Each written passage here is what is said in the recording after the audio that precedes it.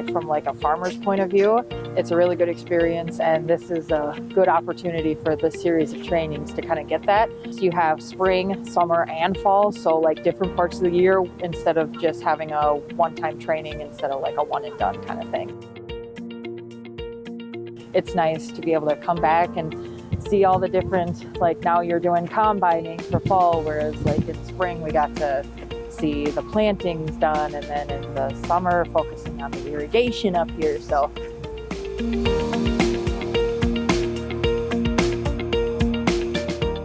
I really like the ride and drive parts of the session. There are so many buttons in that thing, I can't believe it. And you know, it's like, it can be as automated as you want it, but then you can easily switch back to manual, and it's very easy to handle, and Taylor's great at explaining everything. Does your ribbon test match up with the soil sample that might be right in front of you?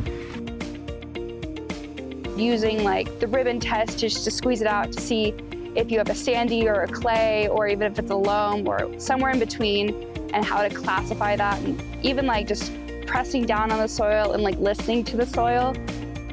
It tells you more of a story than rather than, oh, it's dirt.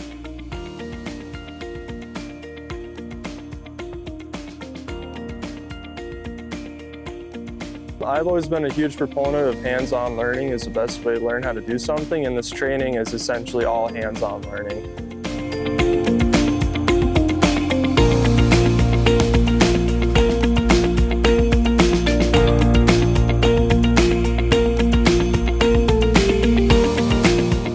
a good opportunity, especially for those that don't have much for agronomy background or much of a farming background, and that's okay. This is why they have something like this here for this kind of training.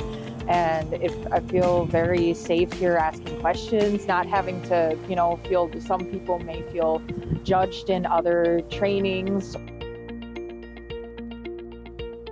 You're out in the field, you're actually out looking at the crops, you're in the equipment itself, you're talking face to face with people who know their profession really well. They've been doing it for a long time.